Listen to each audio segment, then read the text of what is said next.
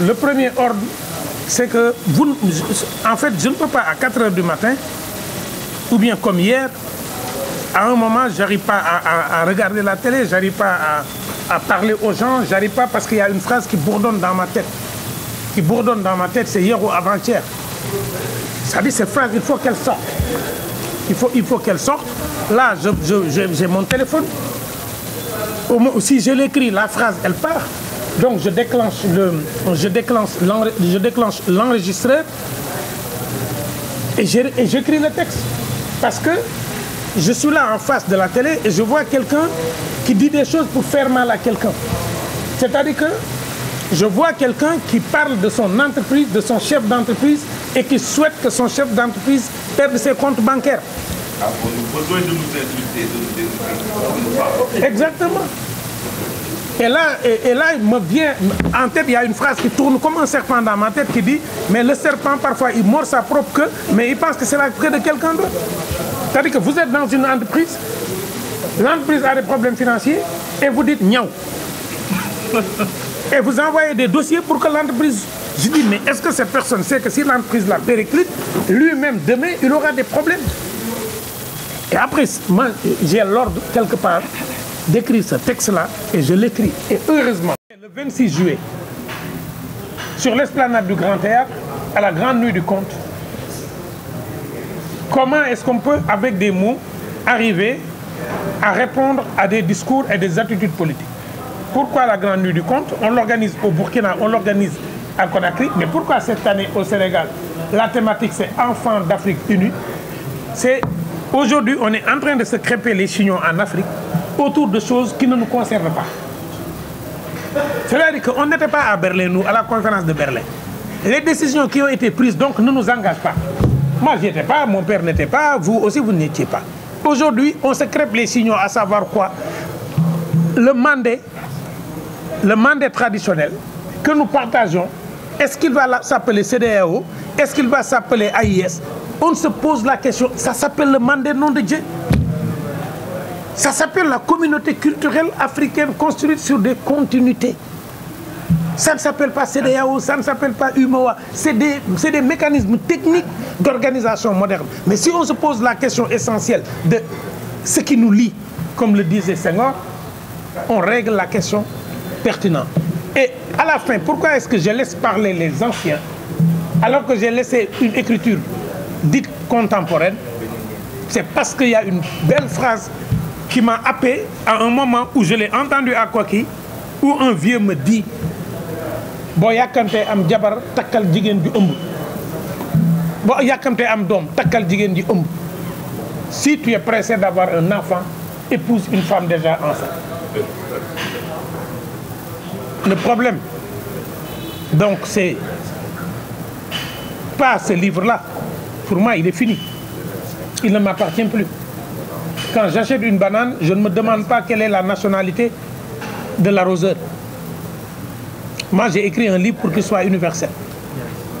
J'ai écrit un livre pour l'humain, parce que je suis un humain. Mais je l'ai écrit parce que je suis un Africain, sénégalais, fils de Koki, qui a grandi et qui a une itinéraire, et que l'Afrique doit avoir sa voix. Mon nom de scène, c'est la bouche de l'Afrique. Je ne me le suis pas donné. Elle m'a été donnée en 2006 par un conteur canadien, pas ici au Sénégal, en Guinée, à Conakry, à la célébration de du sang. J'avais entendu plusieurs fois dans l'espace médiatique des gens dire tel a dit, donc c'est vrai. C'est-à-dire que les gens ne se font pas une opinion, ils portent l'opinion parce que quelqu'un a une opinion. Et à un moment, je me suis dit, mais qu'est-ce qui nous est arrivé? Pourquoi est-ce que nous mettons notre intelligence en gage? Comme disent les Wolofs, l'autre nous dit son khali, taille ko, denk ko ay nit ñuy xalat à notre place. C'est une question qu'il faut se poser. On en est arrivé à un moment où il ne m'est plus permis au Sénégal d'avoir une autonomie de réflexion, d'avoir un point de vue personnel et de l'affirmer. À un moment, je regarde les jeunes et je dis, mais il y a quoi? Il y a quoi? Ben, il faut refuser de vivre par délégation. Vivre par délégation, c'est être dans la maison, se lever à 10 h et attendre qu'on cuisine pour manger, sans se poser la question de ce que j'apporte. Ça, c'est une vie par délégation. Dans une société africaine où, moi, personnellement, quand j'étais jeune, enfant entre Koki et Tchamen, déjà à 6 ans, je montais sur le cheval pour participer à la production des biens. À 8 ans, quand j'étais lourd, je suis descendu du cheval pour le tenir par la bride pour que les tracés des arachides soient des tracés. Dans une société comme ça, où chacun a toujours participé à la production des biens, comment se fait-il qu'à partir de 40-50 ans, on soit assis et qu'on attende que les autres décident à notre place? Quelqu'un qui ne va pas voter, qui ne va pas aux élections, pour moi, il vit par délégation. Mais la délégation la plus périlleuse, c'est la délégation de sa réflexion. Quand on délègue sa réflexion aux autres, on les laisse réfléchir pour nous, on devient ce qu'on appelle un mouton de Panurge. Je vous renvoie à Rabelais, à Gargantua. Un mouton de Panurge, c'est Karoumiyar. On mérite mieux que ça en tant qu'être humain. Dans une société qui croit à Wallah Khad Karamna Bani Adam, on ne peut pas avoir cette élévation divine-là et nous rabaisser au point que notre existence n'est que par délégation. C'est une véritable question qu'il faut poser aussi. C'est une question existentielle. Donc, pour moi, les choses sont très simples. Tout ça, parce qu'on vit des inquiétudes et des doutes. Nous sommes des humains, nous avons des souffrances et nous avons des questionnements. Et ces questionnements-là produisent des textes et ces textes, on les partage. Moi, une fois que j'ai écrit un texte et que je l'ai envoyé un viatique le vendredi, moi, je suis soulagé. Et Al-Maktoum disait qu'Allah élève ses grâces, je suis responsable de ce que je dis, je ne suis pas responsable de ce que tu comprends. Donc ma responsabilité, c'est d'écrire. Maintenant, comment est-ce que vous allez comprendre mon écriture? J'espère que mon écriture n'aura pas une compréhension uniforme. Parce qu'à partir de ce moment, ce sera un échec pour une œuvre d'art d'avoir une seule signification. C'est sa polysémie qui lui donne de la force. Que chacun lise mon livre et que chacun se l'approprie, que les uns l'aiment ou ne l'aiment pas, ça ne m'intéresse pas. Une fois que je produis une émotion en eux, je pense que j'ai atteint mon objectif, parce que l'objectif du créateur, c'est de produire des émotions, qu'elles soient positives ou négatives. Il nous faut écrire. Et en conclusion, pour remercier tous ceux qui sont venus ici et qui n'ont pas de temps, que j'identifie là, qui n'ont vraiment pas de temps, je suis très étonné de les voir ici et je m'en réjouis. Et au nom de Aïcha, j'ai terminé ce livre par cette petite fenêtre-là, les anciens disent. Nos frères liront et c'est ce regard qu'ils auront. Ils n'auront pas le regard d'Alpha, ils n'auront pas votre regard, ils n'auront pas son regard, ils n'auront pas son regard. Si nous-mêmes, nous racontons avec nos mots, avec nos imaginaires, avec nos regards, vous avez dû voir, il écrit en français, mais il parle en wolof. Les images sont très puissantes. En français, vous ne pouvez pas regarder un enfant, amal djom. Amal djom. Pour traduire le terme bobo en français, il faudra me dire tonton Mas. Je ne vois pas comment on peut le dire pour que ça ait le même impact.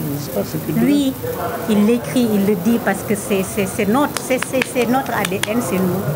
C'est pour ça qu'on doit écrire, archiver, qu'on doit peindre, qu'on doit photographier, qu'on doit faire des films, qu'on doit tout faire. Semer des graines. Ouais, moi je repose. Et notre culture repose sur l'oralité. Donc il faudrait quand même quelques-uns comme Moumar, etc., vous et les autres, qui écrivent pour que ça reste un peu dans les archives. Malheureusement, aujourd'hui, dans ce 21e siècle, avec les réseaux sociaux, les jeunes ne lisent plus. Maintenant, les stars, ce sont les instructeurs publics.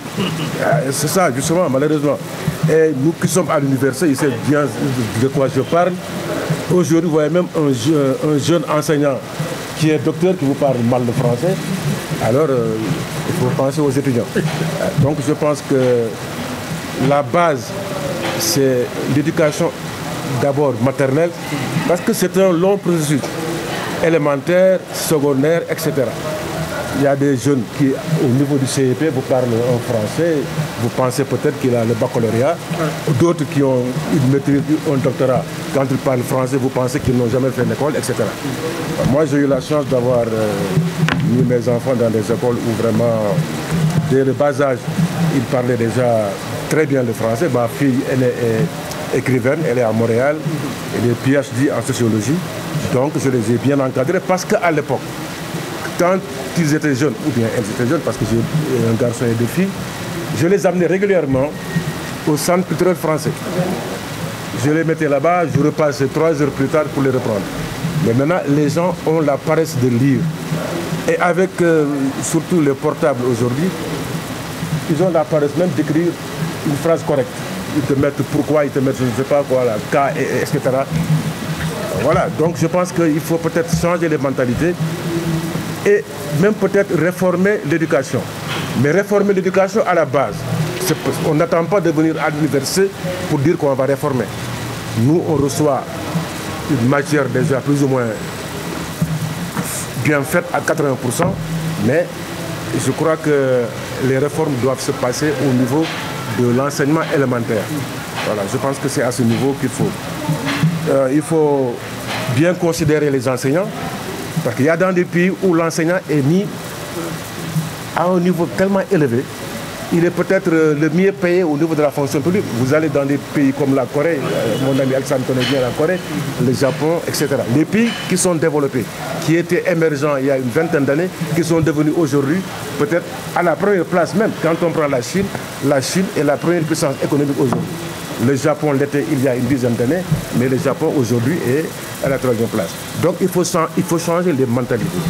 Et changer les mentalités comment? Il faut que les gens lisent. Ou bien, si c'est l'oralité, des gens comme le docteur Massamba Gueye, peut-être à travers les émissions qu'ils font, pour éveiller les gens. Parce qu'à l'époque, quand nous étions jeunes, il y avait des émissions à la radio. Vous marchez de quoi je parle, Massamba, et des émissions qui éveillaient les gens en wolof, en français, dans les langues nationales, etc. Il y avait même, je crois, des fois, des écoles. Les premières années de télévision, à la radio, etc. Voilà, donc il faut essayer de changer les mentalités, essayer de rééduquer les gosses pour les pousser à la lecture. Il y a beaucoup de choses à changer. Même l'éducation. Parce que comme je disais tantôt, les stars aujourd'hui sont les instructeurs publics. Dans un pays normal, c'est pas ça.